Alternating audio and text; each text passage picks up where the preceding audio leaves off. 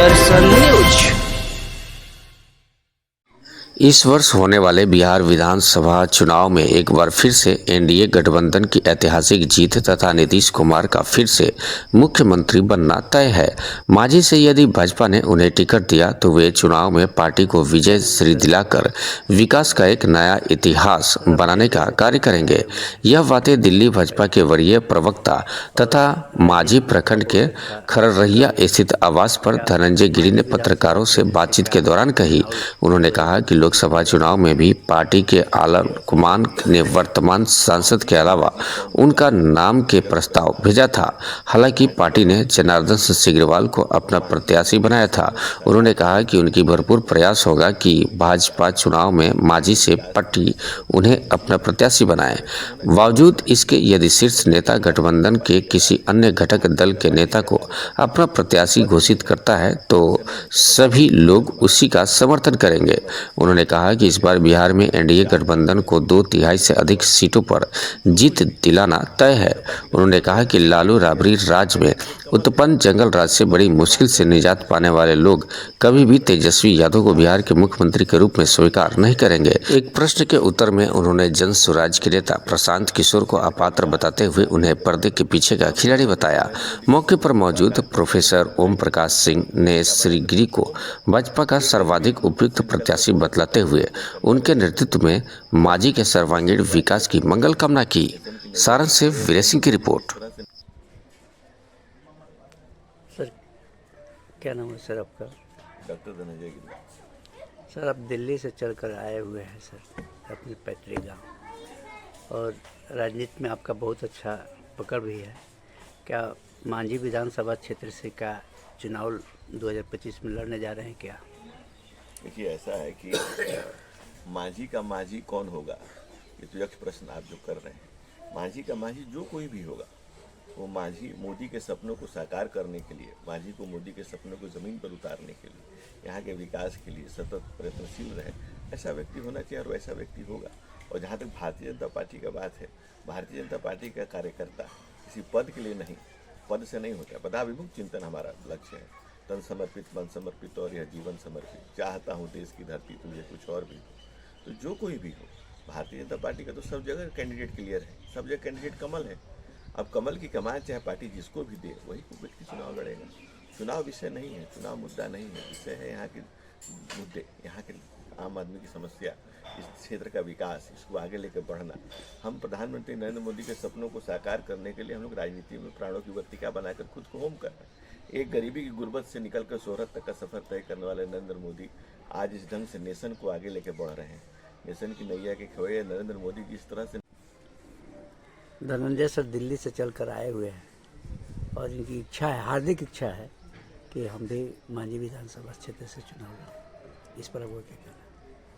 Dhananjay sir Delhi से यहाँ चुनाव लड़ने की ख्याल से अगर आए हुए हैं तो ये हमारे छोटे भतीजा के समान है। अगर इनको टिकट मिलेगी या चुनाव लड़ेंगे तो उस परिस्थिति में इनके साथ हम रहेंगे, इनको मदद करेंगे। चर्चा का तो विषय है कि धनंजय जी भी आ गए फील्ड में। चर्चा का तो विषय होना ही है। जब ये पार्टी का काम बहुत दिनों से कर रहे हैं तो पार्टी में रह कर ही दूसरा क्या करेंगे। पार्टी से अपना एक गिरभांस रखेंगे, पार्टी इनको उचित समझेगी, इनको टिकट देगी, और टिकट देके जब क्षेत्र में आएंगे तो हम लोगों जैसा आदमी इनके साथ रहेगा। लोकसभा में भी ये प्रत्याशी थे, पार्टी लेवल पर इन्होंने प्रयास किया था महाराजगंज लोकसभा के उम्मीदवार के तौर पर। हालांकि पार्टी ने जनार्दन सिंह सिग्रीवाल को ही टिकट देना मुनासिब समझा। तो कितना चांसेज है कि मांझी में विधानसभा का टिकट पार्टी इनको देगी? तो चांसेस के बारे में तो कोई हम लोगों के पास मेजरमेंट नहीं है कि कितना चांस है कि इनको टिकट मिलेगी, लेकिन ये अच्छे कार्यकर्ता हैं और भाजपा का तन मन धन से पूरा समय देकर काम कर रहे हैं। भाजपा को चाहिए इनको टिकट दे देना। धन्यवाद। हाँ, रूढ़ी जी को आगे बढ़ा रहे हैं तो मांग कर रहे हैं, तो भाजपा के साथ उनका मैंने कहने का मतलब कि नहीं, ये अच्छी बात है ना कि रूढ़ी जी से मांग कर रहे हैं। वो हमारे सांसद को सर्वथा योग्य समझ रहे हैं तो वो मांग कर रहे हैं। मांगने के लिए कभी मना नहीं है। हम लोग तो हम लोग के उस संस्कार से ही आते हैं कि कोई भी मांग नहीं चला है, अगर वो सही मांग है उसकी तो उस पर कार्य किया जाता है।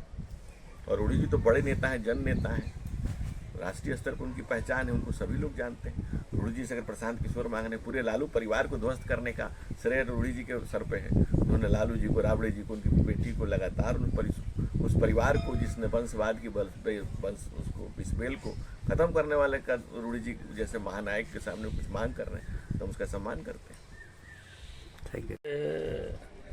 अभी तो वर्तमान में महागठबंधन से जुड़े एक विधायक हैं और एनडीए गठबंधन के 1 दर्जन से अधिक प्रत्याशी हैं।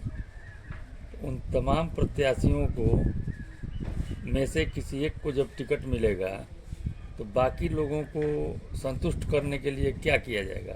देखिए ऐसा है ना कि 1 दर्जन हो या 2 दर्जन, विषय ये कोई विषय ही नहीं है। किसी की इच्छा का होना अपराध नहीं है।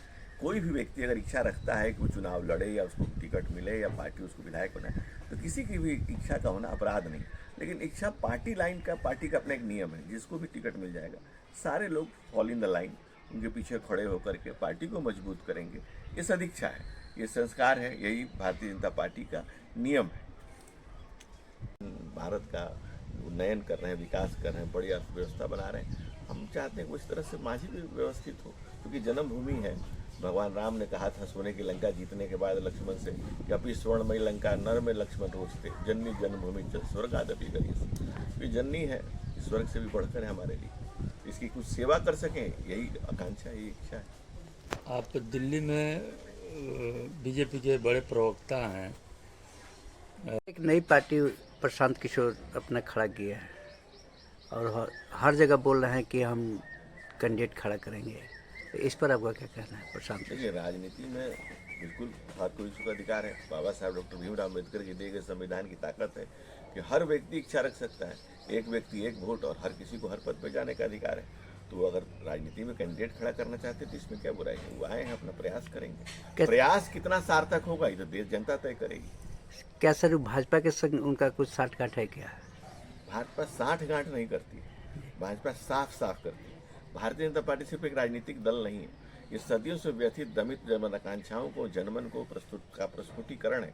यहाँ आए काम व्यक्ति गांव गरीब किसान, गरीब नौजवान लेकर के अपने सपनों को साकार कर सकता है, उच्च पद तक जा सकता है अपनी मेहनत से। और बाकी जो पार्टियां हैं, पार्टी थोड़ी परिवारों के दल है। प्रशांत किशोर ही आए हैं, तो प्रशांत किशोर पहले मेकअप आर्टिस्ट थे, मंच के पीछे मेकअप करते थे, अलग अलग कभी क्योंकि राजनीतिक बाध्यता तो है नहीं, वो हर तरह के राजनीतिक दलों का उन्होंने काम किया उनके साथ। तो मेकअप आर्टिस्ट मंच पर खड़ा होकर कोई मूवमेंट पैदा कर सके, ये मुझे नहीं दिखता, क्योंकि यहाँ तो जेपी की धरती है, मूवमेंट पैदा करने की धरती है। यहाँ मेकअप आर्टिस्टों की जरूरत नहीं है, यहाँ मूवमेंट पैदा करने वाले महानायकों की जरूरत है। सर कल उनका एक बयान हुआ था कि रूढ़ी जी से कोई ग्रीवांसेस रखे थे कि इसे छपरा में इंटरसिटी ट्रेन चलाई जाए, तो अपना उनका क्या अस्तित्व खत्म है क्या सर? किसकी? रूढ़ी जी? नहीं, प्रशांत किशोर। तो उनका अस्तित्व क्या है? कहने का मतलब एक से क्या बिहार में सनातनियों को कुछ फायदा होगा सर? सनातनी फायदा नुकसान के लिए थोड़े करते हैं।